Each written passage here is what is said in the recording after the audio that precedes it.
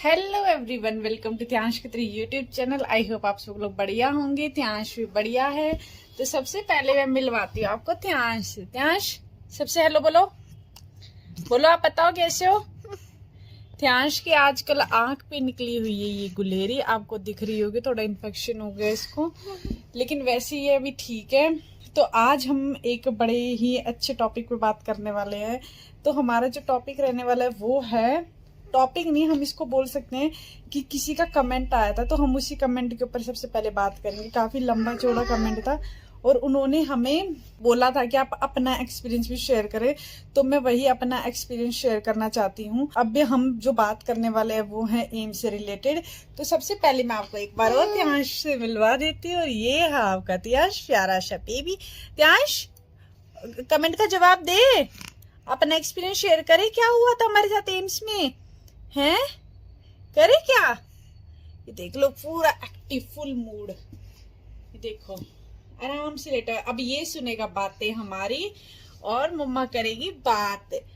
त्यांश बात करेगा, है ना त्यांश? बताओ बताओ, इसको पता है ना इधर से आवाज आ रही है मम्मा की, तो देख लो इधर ही देख रहा है। मम्मा कहाँ है? सबको बताओ, मम्मा कहाँ है? कहाँ है मम्मा? कहाँ पे है बताओ? बोलो मम्मा, बोलो मम्मा, जल्दी बोल, बोल मम्मा। दोनों बोल बेटा, एक सबको तो सुना दो एक बार। बोलो मम्मा, मम्मा बोलो। अभी नहीं बोलना, चलो ठीक है मत। तो चलो अब हम करते हैं कमेंट के बारे में बात। मैंने अभी बात की थी आपसे कि आज हम एक के कमेंट के ऊपर बात करेंगे। तो उनका जो कमेंट था, पहले मैं उनका आपको नाम बता देती हूँ। उनका नाम था कविता जी। थैंक यू, आपने इतना अच्छा क्वेश्चन हमसे पूछा और अपना एक्सपीरियंस भी हमारे साथ शेयर किया। तो जो उनका जो कमेंट था वो था, हाय मैम, अभी आपका एम्स का व्लॉग देखा। मैं लास्ट 3 इयर्स बल्कि 3.25 साल से एम्स के चक्कर लगा रही हूँ। मंडे ट्यूसडे फिर नेक्स्ट ट्यूसडे की अपॉइंटमेंट है। कुछ नहीं बताते, कुछ नहीं दवाई देते, कोई कंक्लूजन भी नहीं निकालते, सिर्फ अपॉइंटमेंट के पैसे नहीं लगते और एक जेनेटिक टेस्ट इतना महंगा होता है। ये लोग 5 से 6 बार बच्ची का और हमारा दोनों का टेस्ट करवा चुके हैं। न्यूरोलॉजिस्ट डिपार्टमेंट जेनेटिक में बेचता है और जेनेटिक न्यूरोलॉजिस्ट में बेचता है। पुरानी बिल्डिंग से न्यू बिल्डिंग हो गई है, बट मेरी बेटी का इलाज में कोई फर्क नहीं है। आपका कैसा एक्सपीरियंस है वहां का? तो मैं आपको बता दूं हमारा वहां का एक्सपीरियंस कैसा है। आपने बिल्कुल सही बात बोली है, बिल्कुल एकदम सही बोला है कि जब हम स्टार्टिंग में एम्स में हम जाते हैं तो हमारे चक्कर ही लगते हैं। आपको न्यू बिल्डिंग से पुराने बिल्डिंग, पुरानी से न्यू, न्यूरोलॉजिस्ट आपको दूसरे डॉक्टर के पास भेजेगा, दूसरा डॉक्टर आपको डाइटिशियन के पास भेजेगा, फिर वो आपको सर्जन के पास भेजेगा, फिर सर्जन वापस आपको डॉक्टर जो न्यूरोलॉजिस्ट है उसी डिपार्टमेंट में भेजते हैं। तो ये वहां का थोड़ा सा चक्कर है। जब तक आपका इलाज शुरू नहीं होता वो आपके ऐसे ही चक्कर लगवाते रहते हैं। मे भी शायद ऐसा हो कि एक तो आपको जब अब कोई अपॉइंटमेंट लेनी होती है तो उसकी कम से कम 3 महीने की वेटिंग होती है। तो वो लोग भी लगता है कि ऐसा सोचते होंगे कि इतना लंबा इलाज चलेगा, टाइम ज्यादा लगेगा, तो मे बी हम जैसे पेरेंट्स होते हैं जो नहीं देख पाते वो प्राइवेट हॉस्पिटल की तरफ ही जाते हैं फिर, क्योंकि वहां पे हमें जल्दी इलाज मिलता है और सारी फैसिलिटीज भी मिल जाती है, जल्दी जल्दी सारे काम हो जाते हैं। अब मैं अपना एक्सपीरियंस मैं आपको बता रही हूँ कि जो मेरा था, मैंने भी इतने ही चक्कर लगाए मैम जितने आपने लगाए।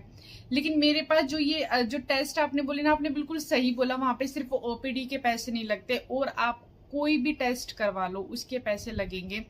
अगर आप वो सरकारी में करवाओगे, वो टेस्ट गवर्नमेंट में करवाओगे, तो उसके लिए आपको इतना लंबा टाइम मिलेगा कि आप वो टाइम में वेट ही नहीं कर पाओगे। उसमें कम से कम 1 साल की वेटिंग होती है। अगर जैसे मान लो सपोज करो एमआरआई लिख दिया डॉक्टर ने, तो आप एमआरआई के लिए जब जाओगे ना तो वो आपको उसकी जो डेट मिलेगी ना वो आपको कम से कम 1 साल बाद की मिलेगी। तो फिर आप सोचते हो कि चलो प्राइवेट ही अपना टेस्ट करवा लेते हैं। बस सिर्फ फर्क इतना होता है कि अगर आप बाहर से टेस्ट करवाते हो और मान लो हॉस्पिटल उसी में ही एम्स में अगर आप प्राइवेट करवाते हो तो थोड़ा सा पैसों में 2-3 हजार रुपए नीचे कम हो जाते हैं, इससे ज्यादा कोई फर्क नहीं पड़ता।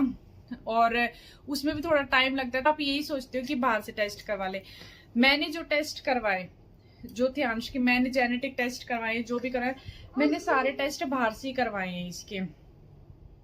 तो हम जब गए थे डॉक्टर के पास तो हम सारे टेस्ट लेके गए थे, हमने सिर्फ वहां से एक दो टेस्ट करवाया था जो उन्होंने अर्जेंट में ही कर लिया था, तो इतनी दिक्कत नहीं है। जब मैं मेरी अब जो मैं आपके साथ शेयर करूँ, जो मेरी लास्ट अपॉइंटमेंट हुई थी ना डॉक्टर के पास, उसमें मैंने सोच लिया था कि अगर आज डॉक्टर ने इलाज शुरू नहीं किया तो मैं एम्स में नहीं आऊंगी, क्योंकि मैं इतना वेट नहीं कर सकती। ध्यांश की तबीयत भी खराब होती जा रही थी और इसके सीजर्स भी बढ़ते जा रहे थे। उस दिन फाइनली हमारी डॉक्टर से बात हुई और मैं आपको मतलब अपने एक्सपीरियंस से बता रही हूँ, मुझे डॉक्टर से बात करके पूरा सेटिस्फेक्शन हुआ है। मीन्स उन्होंने बड़ी अच्छी से बात की है, हर एक चीज पूरी बारीकी से हमें समझाई है और उन्होंने अपना इलाज भी शुरू कर दिया है। मैंने आपको लास्ट वीडियोज आपने देखी होगी, इसमें बताया था कि उन्होंने ऑप्शंस दिए थे, 4 ऑप्शंस। तो जो सर्जरी का था वो तो कैंसिल ही हो गया है, और जो दूसरा था स्टेरॉइड वाला, और जो मैंने बताया था कि जो एक थेरेपी होनी थी, थर्मल थेरेपी शायद उसको बोलते हैं, वो वाली थेरेपी, उन 2 के लिए अभी डॉक्टर ने पहले जो अभी इसकी जो मेडिसिन डॉक्टर भी अपने स्टार्टिंग से इलाज लेके चलते थे, जो ध्यांश की मेडिसिन चल रही थी डॉक्टर ने अभी उसमें थोड़े से चेंज किए। उसमें क्या चेंज किए हैं कि उनका कॉम्बिनेशन चेंज किया दवाई का, कि मे बी शायद दवाई से ही कुछ असर शुरू हो जाए बच्चे को। लेकिन फिर उसके लिए अभी अगर मान लो इसके बीच कोई इमरजेंसी हो जाती है तो उन्होंने कहा कि आपको कैजुअलिटी आना पड़ेगा। अगर हम मान लो वहां पे भी नहीं वो होता तो फिर हमने सोचा कि हम गंगाराम की इमरजेंसी जाएंगे। अब चलो ये तो अलग बात है कि ऐसा ना हो। और अब ध्यांश को दवाई देते हुए हमें टाइम हो गया, उन्होंने 3 हफ्ते बाद हमें फिर बुलाया है। 3 हफ्ते में अगर सीजर्स थोड़े कम होते हैं, कुछ भी फर्क लगता है हमें, तो हम वो जाकर डॉक्टर को बताएंगे, फिर उसके बाद आगे का ट्रीटमेंट स्टार्ट होगा। तो अभी मैं सिर्फ आपको यही कहूंगी कि अभी हमने ध्यांश का जो ट्रीटमेंट है वो फाइनली एम्स से स्टार्ट करवा दिया है। हमने डॉक्टर सबरवाल से भी बात की थी, उन्होंने भी हमें यही सलाह दी थी कि अगर डॉक्टर आपकी कुछ मेडिसिन चेंज करते हैं तो आप कर लेना, क्योंकि डॉक्टर हमेशा बच्चे का भला ही सोचेंगे, वो अपने हिसाब से अच्छा ही करेंगे बच्चे के साथ। आगे देखते हैं कि क्या रहता है एम्स का एक्सपीरियंस, वो हम आप लोगों के साथ शेयर करती रहूंगी। ध्यांश की तबीयत के बारे में बात करें तो हाँ, अभी थोड़े से ध्यांश के सीजर्स बड़े हुए हैं। ध्यांश बता दूं मैं आपको, मैं सबको बता दूं हैं कि आप कितने नॉटी हो गए हो, बता दूं। बस आजकल इसकी ये निकलाई है आंख पे गुलेरी, मे भी शायद गर्मी के कारण, गर्मी बहुत ज्यादा है यहाँ पे, तो आप भी प्लीज गर्मी से बच के रहे, हम लोग भी बचे हुए हैं। तो ये हमारी थी एक एम्स की छोटी सी जर्नी, और जो पूरी डिटेल्स है, जो हमने कैसे कैसे अपॉइंटमेंट्स ली, क्या हुआ था, हम काफी बार एम्स जा चुके हैं, तो मुझे अभी थोड़ा सा सेटिस्फेक्शन हो रहा है। हाँ, पैसे तो देखो आपके प्राइवेट में भी लगने, इसमें भी लगने, इसमें बस ये हो जाएगा कि आप अपने डॉक्टर के एडवाइस से गए हो, और अब फिर भी हमारे पास प्राइवेट का ऑप्शन हमेशा खुला हुआ है। और तो अब हम आपको मिलेंगे नेक्स्ट व्लॉग में। और ये ध्यांश बाय करो, ध्यांश अपनी मम्मा को मम्मा नहीं बोला ना, हैं हंस रहा है, देख ले हंस रहा है। मम्मा को मम्मा बोलो, बोलो मम्मा। सब लोग सुन रहे हैं, सुन रहे हो, सब लोग यही वेट करते थे ध्यांश कब मम्मा बोलेगा।